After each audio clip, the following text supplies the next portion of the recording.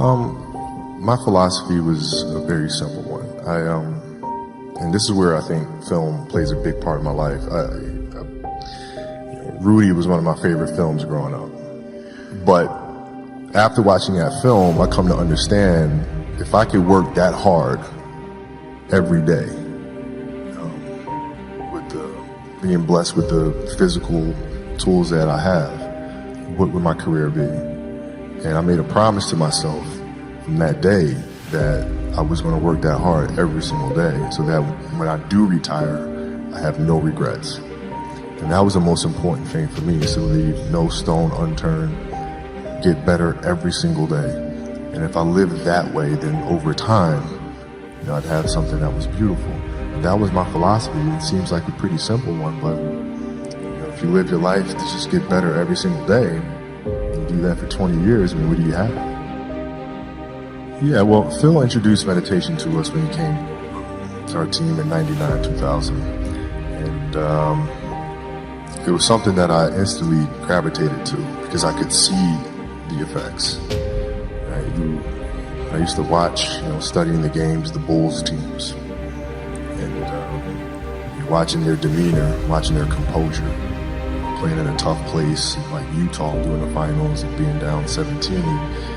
But everybody was like this. You couldn't tell if they were down 17 or up 20 or a tie game. It never changed. And I was wondering why the hell that is. And that's when I started doing more research. And when Phil came, I immediately gravitated to it and found myself accepted a challenge of finding what that space is. And for the 81-point game, man, to be honest, I wasn't even thinking about the game. My knee was hurting so much.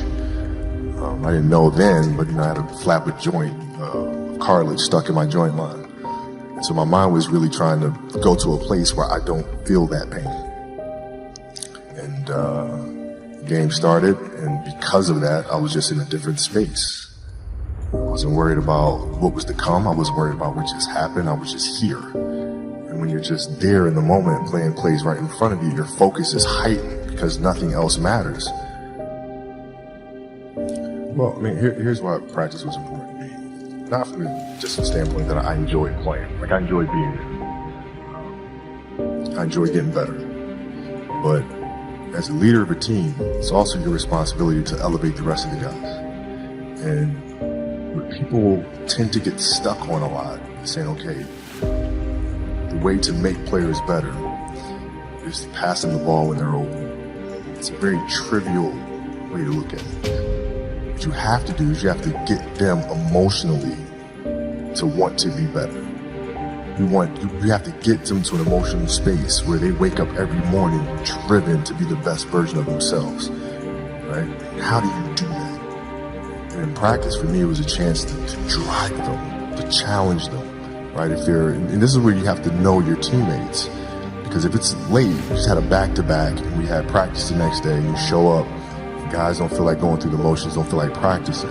It's important to know each and every one of them individually, personally, because then you know what nerve to touch.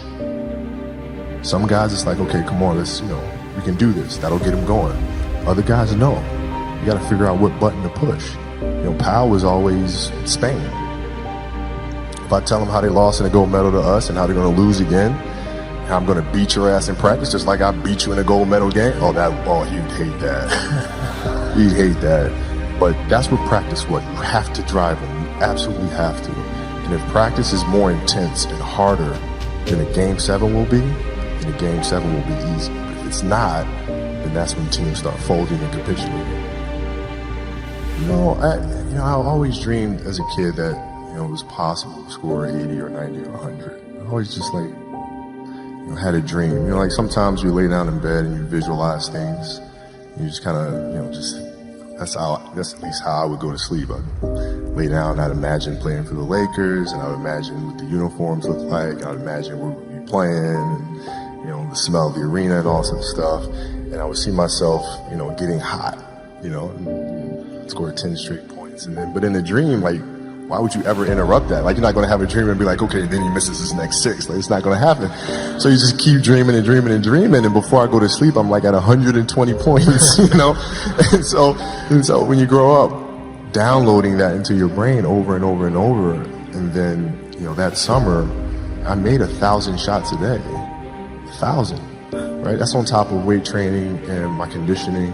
I made 1,000 shots, and they weren't just shots. It were shots that you saw in that game. There were specific shots. I mean, it was coming out of the corner, going to the pinch post, footwork in the post, coming off the screen. It was very specific.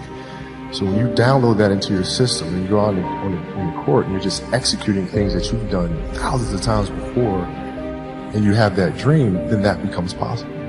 That would be the way you would express it. Sure. Well, no, I mean, it's that's the trick, isn't it? It's finding what you love to do. When we talk about hard work all the time, man, if you got to get up every single morning and remind yourself how hard you need to work, you probably need to choose a different profession.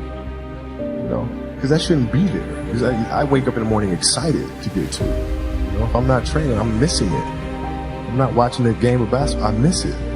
There's no place I'd rather be. And if you have that feeling, then you're truly doing what God has put you on this earth to do.